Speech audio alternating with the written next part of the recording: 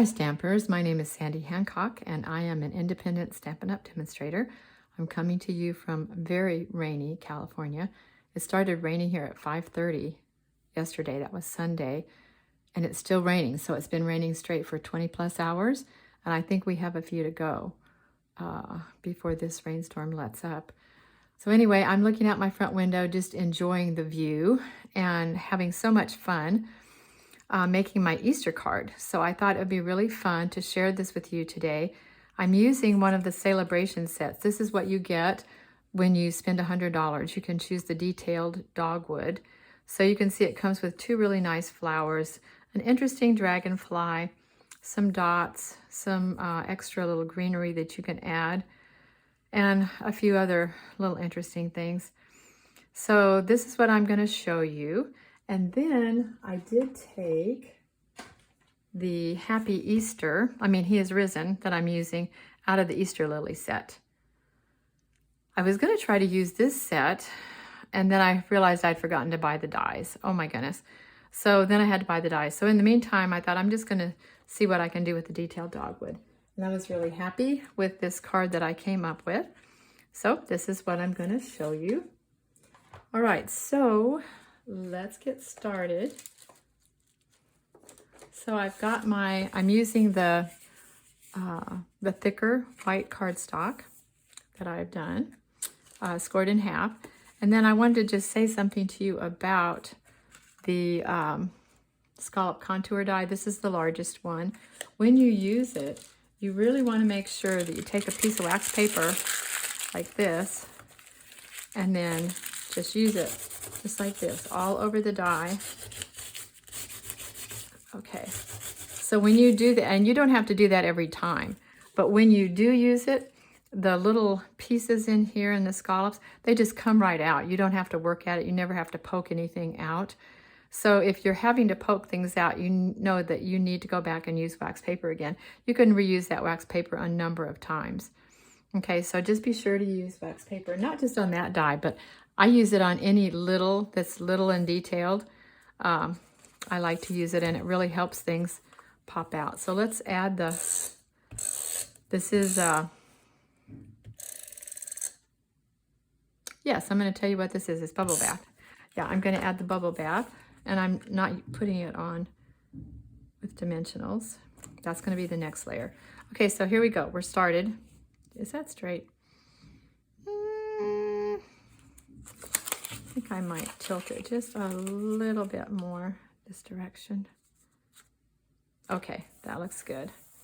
All right, so now we have some stamping to do. And what I did, I know that even though Stampin' Up! Doesn't sell the Stamparatus anymore, I seriously can't live without it.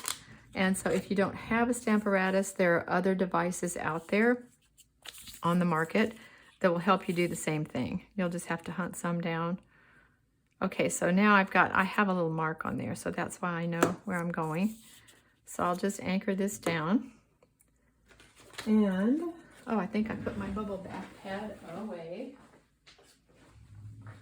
Okay, so the reason I wanted to use this Stamparatus is because I'm using bubble bath and it's very light.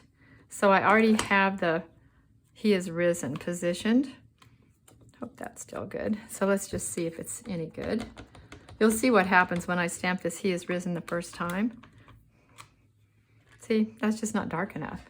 So you need some kind of an instrument here where you can stamp it 2 or 3 or 4 times until you get it as dark as you'd like it to be. I think that's good. I'm going to stamp it one more time just for whatever. Okay, there we go.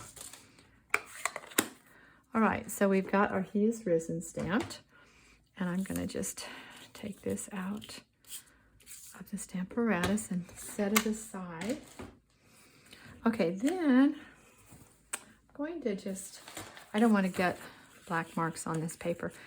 All right, so I'm going to take I'm going to use the Dogwood stamp, and I'm using black Memento ink on it.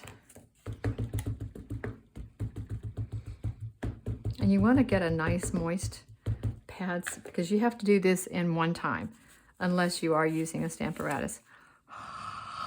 give it a little huff. Now I want the branches to be just above the He Is Risen. I think it touched. I hope it didn't mess anything up. Perfect. Oh my gosh, I love it, love it, love it. Okay, so now we've got this stamped and it's time to color. All right, so for the pink, okay, notice there's white space left in each flower, and if you Google the flower, that's what I did. I just Googled it to see what color are dogwoods. We used to have oh, that was a mimosa tree, never mind. But I lived in Mississippi, and we had a lot of dogwoods in Mississippi that were just so beautiful. So I'm using the darker bubble bath, and you want to just make sure that you don't color the entire flower. You just want to pull down the top part of the flower in pink. So just leave yourself some really nice space there, because we're going to go back with some yellow, and we're going to go back. Okay, so just pay attention. I was watching TV when I was doing one of these. I don't recommend that unless you have a really good, on little detail, things like this. At least for me, I didn't have enough light out where I was watching TV. So yeah, this has so many little fine lines that it's nice to stay in the lines. Okay, anything else? Nope, I think that looks pretty good. Okay, so that's dark bubble bath. Now I'm going to take, what am I going to take? This is light daffodil. And I'm just going to come in, or actually it goes out from the center. I'm leaving the center because that's going to be pecan. But, so it kind of radiates out from the center. Okay, pretty easy. Then let's go in with the dark pecan. And trust me, I had to check all this out on the internet because I'm really not a flower person. I love them, but I'm not going to be the one to figure out what to do with them. So, okay, now, oh, I forgot. We want to take some, what do I do with my dark? I want to take some dark crumb cake, and I'm just going to lightly color, put a little bit of brown in these stems, branches. I guess they're branches. Okay, just a little bit. All right, so now comes our challenge. Because I wish we had blender pens in the garden green, but we don't have blender pens in garden green. So I decided to try, first of all, I used the reinker and I just put some ink there. But what I found out is that that was too much ink and it was getting too dark. So I think I'll use the other end. Yeah. So this is what I did. I just scribbled.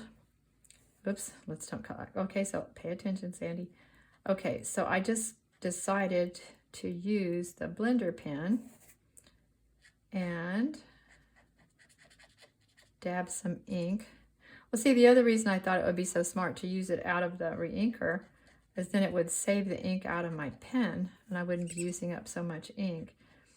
But the problem for me, it may not be for you at all, the problem for me was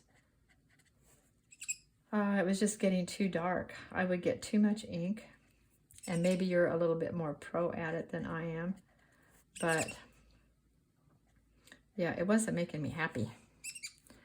And if you're like I am, you like to be happy when you're doing your coloring. You want it to be turning out the way that you'd hoped for. So I really am much happier doing it this way. And then the challenge comes, how do you highlight the veins? So I had to use the marker for that too. So that'll be coming up in just a minute, because it needs a little bit of distinctiveness in the veins. So see, you really don't have to use a lot of ink. That looks pretty nice, huh? So we just need a little bit of highlighting. And this is where, yeah, you just have to be a little bit careful. Okay, so I'm going to use the other tip of this marker, and it's a nub. These are new. The ones we had previously were very fine pointed, and these tend to not dry out so easily. And I like them, but watch. Okay, so now when I start, I'm just like feathering, like trying to, oop, got a little dot outside the line, Sandy. See, it's dark. This is where I wish I had a blender pen to just blend these. But, you know, I suspect that whoever gets this card, which will mostly be my family, they're not going to fuss too much about the way I colored it in. So I'm just going to add a little highlight here and there, hoping that it'll be very pretty. Yeah, I mean, I'm not using this heavily at all. Let's see, how am I going to do this one? Okay, just add a little highlight. And you know, they have all the little lines for you. I'm just not hitting every one of them. Okay, actually, that might be the best one I've done. I think I like that a lot. Wow, I guess I'm going to have to come in here in this light. Okay, so now let's get this out of the way before we have a tragedy. And I'm going to get some dimensionals to add beautiful dogwood to the front of the card. I'm very excited about the way this one's turning out. Okay, then I'm just gonna get off the camera for a minute and pull the backings of these dimensionals off, because when I do it on camera, it ends up right there. Okay, so, oh, I forgot to put the clouds on. Well, we'll put them on after the fact. Okay, so now, you know, some of you still have a Bashful Blue pad. This is, I don't know, 3 or 4 years ago, but it's my favorite blue for the clouds. So if you don't have Bashful Blue, I would say just pick your lightest blue. Then I cut off part of a, I started to say part of a sandwich. Oh my goodness. I've already had lunch. Okay, part of a sponge. And then this is a scallop punch. And again, this punch was around quite a while ago, but if you have something that has scallops, it just makes the prettiest clouds. So here we go. So I'm just gonna pull up over that. Okay, see, it's very, ooh, doggy, so pretty. So we're just kind of gonna go all over. And this, the clouds just soften the card and fills it in. And I think I'm done. Okay, so we'll put this out of the way. Then we're gonna add some Wink of Stella. Yes, ma'am, because that's gonna make it really pretty. So I'm gonna put it just on the pink.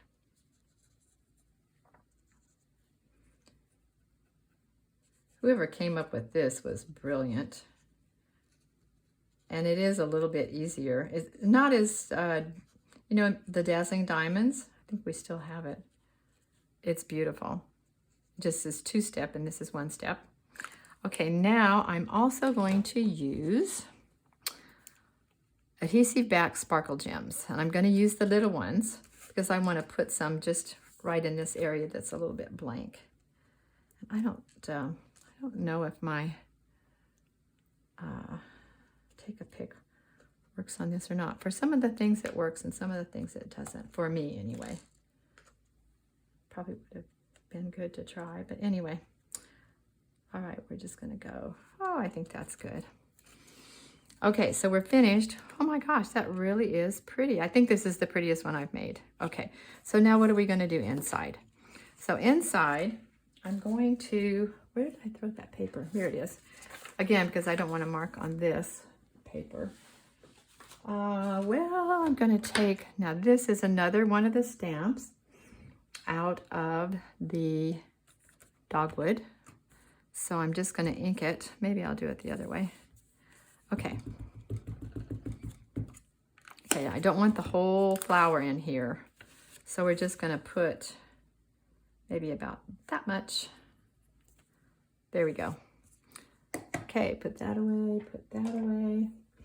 And then I'm just gonna color these in and keep it pretty simple. See, we don't really have the insides here. So I think, oh, we've got a little bit of inside there. But mostly, these are buds that are not open. Okay, so it may not matter a whole lot. Just get some pink on there. Then I'm gonna put a little bit of dark crumb cake, again, on the branches. Or I don't know if this is, I think it's a branch. I think it's too much to call it a stem. And then we've got a little bit, oh, let's see what I do with this. Okay, we've got a little bit, here's my blender pen, of green to fill in. Well, I'm making a little bit of a mess of this.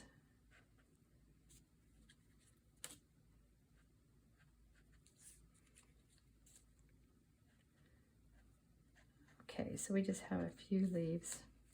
Okay, that's pretty simple, but I think it's okay. And then I really wanted to say Happy Easter. That's what I wanted to say in here. But there isn't a Happy Easter in either one of our Easter sets. So I did what maybe some of you have done. And I went back to see what we used to have. And we used to have this die called Word Wishes. Some of you probably have it. And so in Word Wishes is Happy Easter. So I'll show you what I did. Yeah, I'm sorry, I'm kind of cheating here with what is currently available. But you may have a stamp set that has Happy Easter in it. I just happen to not have a stamp set that has Happy Easter in it. So I'm going to put Happy and Easter if I don't tear it up, which I'm kind of doing. Let's see if I can try not to do that. Hello. Okay, Happy Easter. Okay, I'm happy. So Happy Easter. Wow. Okay, now I'm going to show it to you. I did it in Old Olive, thinking I could use a blender pen, but I really don't care for the Old Olive. It's yellow base, and I much prefer the blue base, but I just wanted to show you the difference between the blue base and the yellow base. All right, so preferring this. So thank you so much for joining me. I hope you've enjoyed this, and be sure to get the Dogwood, the detailed Dogwood, when you put your next order in with Stampin' Up! And I'll look forward to having you join me the next time. Bye-bye.